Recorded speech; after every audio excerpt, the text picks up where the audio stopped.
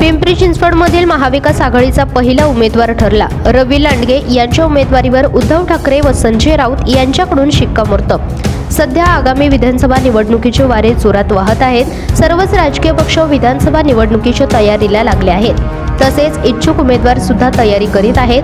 पिंपरी चिंचवड शहरात 3 विधानसभा मतदारसंघ आहेत। या 3ही विधानसभा मतदारसंघात सध्या महायुतीचे आमदार आहेत।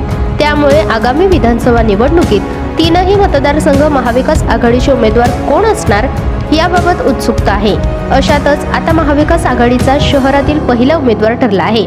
भोसरी विधानसभा मतदारसंघात माजी नगरसेवक रवी लांडगे हे महाविकास आघाडीचे उमेदवार असतील हे निश्चित झाले आहे। रवी लांडगे यांचा 20 ऑगस्ट रोजी शिवसेना उद्धव बाळासाहेब ठाकरे पक्षात प्रवेश केला आहे। मुंबईतील मातोश्री येथे पक्षप्रमुख उद्धव ठाकरे यांनी रवी लांडगे यांच्या हातात शिवबंधन बांधून त्यांना पक्षात प्रवेश दिला। यावेळी बोलताना उद्धव ठाकरे यांनी भोसरी विधानसभेवर आता भगवा फडकवल्याशिवाय राहणार नाही असा विश्वास व्यक्त केलाय। तसेच भोसरीमध्ये येऊन जाहीर सभा घेणार असल्याची घोषणाही त्यांनी केली आहे। त्याचप्रमाणे खासदार संजय राऊत यांनी देखील भोसरी विधानसभा मतदारसंघात शिवसेनेचाच आमदार असेल असे स्पष्टपणे सांगितले आहे। त्यामुळे महाविकास आघाडीत भोसरी विधानसभा मतदारसंघ शिवसेना उद्धव ठाकरे गट लढणार असल्याचे स्पष्ट झाले असून रवी लांडगे हे मशाल चिन्हाचे उमेदवार असतील याचे स्पष्ट संकेत ठाकरे आणि राऊत यांनी दिले आहेत। त्यामुळे पिंपरी चिंचवडमध्ये महाविकास आघाडीचा पहिला उमेदवार निश्चित झाला आहे। रवी लांडगे हे महाविकास आघाडीचे पहिले उमेदवार ठरले आहेत। आता उर्वरित 2 विधानसभा मतदारसंघात महाविकास आघाडी कोणाला उमेदवारी देणार याकडे सर्वांचे लक्ष लागले आहे। पुन्हा एकदा आपलं स्वागत करतो आणि रवी भाऊ आपण आपलं मनोगत व्यक्त करा।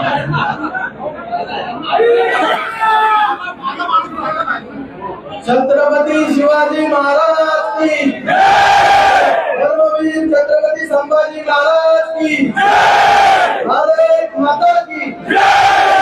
सर्वप्रथम हिंदू हृदय सम्राट बाळासाहेब ठाकरेंना मनापासून वंदन करतो। अखंड हिंदूंचे सर्वसमावेशक हिंदुत्वाचे चेहरा माननीय शिवसेना पक्ष प्रमुख उद्धवजी ठाकरे साहेब यांना मनापासून वंदन करतो। शिवसेनेचे नेते आदरणीय खासदार संजयजी राऊत साहेब यांना मनापासून वंदन करतो। पुणे जिल्ह्याचे संपर्क प्रमुख आमचे मोठे बंधू वेळोवेळी आम्हाला योग्य मार्गदर्शन करणारे सचिन भाऊ आहेत यांना मनापासून वंदन करतो। हर्षलजी प्रधान साहेब यांनी वेळोवेळी मला मार्गदर्शन केले।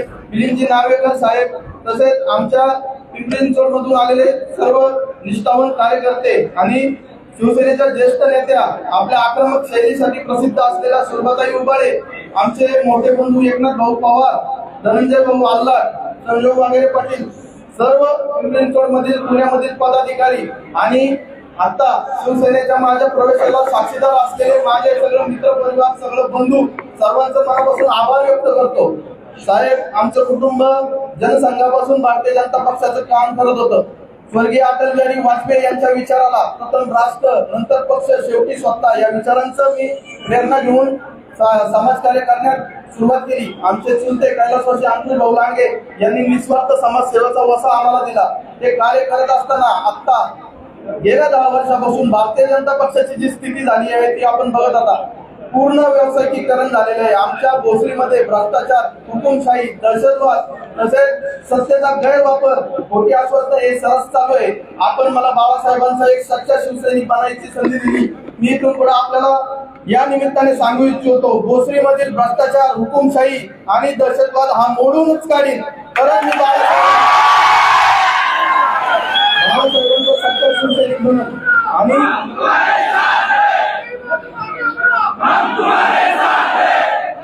आपण आपल्या सर्वांनी मला आशीर्वाद दिले, स्वागत केले त्याबद्दल मनापासून आभार मानतो। जाता जाता एकच वाक्य सांगतो, स्वर्गीय लोकनेते गोपीनाथरावजी मुंडे काय म्हणायचे, मी प्रथम शिवसैनिक आहे नंतर भारतीय जनता पक्षाचा आहे। आणि आमचे सासरे बाजीराव लांडे पाटील ते सुद्धा शहर प्रमुख होते, विधानसभा त्यांनी लढवली शिवसेना पक्षाकडून। त्यामुळे मी इथं आल्यामुळे मी शिवसेना कुटुंबातील आहे, वेगळ्या कुठं आलेलो नाही अशी भावना माझ्यामध्ये आहे। आणि आपण पुन्हा एकदा मला शिवसैनिक बनण्याची संधी दिली त्याबद्दल मनापासून आभार व्यक्त करतो, सर्वांचे ऋण व्यक्त करतो। धन्यवाद।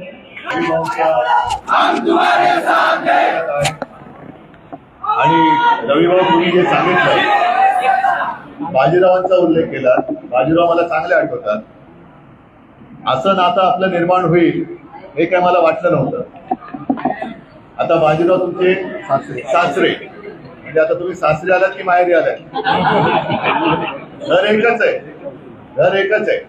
पण घरामधले म्हणजे तुम्ही त्या घरात जेव्हा होतात कोणत्या भाजपाच्या, त्या घरातले विचार हे मला तर मी पूर्वीच ओळखलं होतं की हे पूर्वीचं जे काही घराणं होतं जनसंघाचं ते आता काय राहिलेलं नाही. अगदी जनसंघाचा उल्लेख केला म्हणून मी लहान असताना शिवसेना प्रमुखांना भेटायला येणारे बलराज मनोक सुद्धा मला आठवत आहे. आणि ते एक विचार वेगळी करणारी माणसं होती, वेगळ्या विचारधारेची होती, विचाराची एकनिष्ठ राहणारी पिढी होती. आता आचार विचार काही नाहीये. हे आता फक्त सत्ता जिहाद करायला लागेल. कोणी चालेल पण सत्ता आली पाहिजे.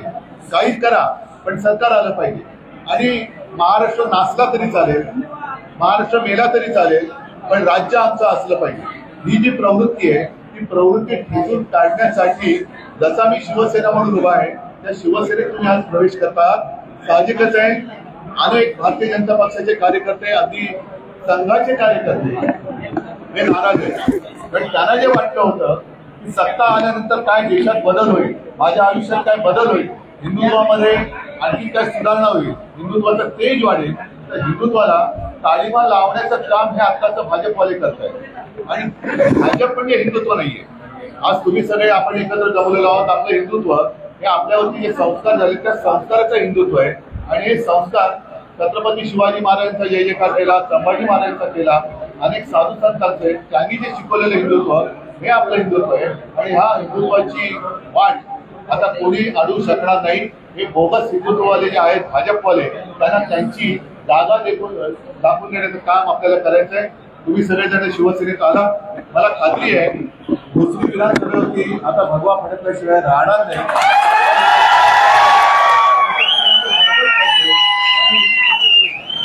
आता मी तर केवळ प्रवेशासाठी तुम्ही इकडे आलेला आहात. मी तर आता राज्य फिरायला सुरुवात केलेली आहे. मोसरीमध्ये येऊन जाहीर सभा घेईल तेव्हा आणखी मला जे बोलायचं ते बोलेल. तुमचं आपल्या सगळ्यांचं स्वागत करतो. धन्यवाद. जय हिंद, जय महाराष्ट्र.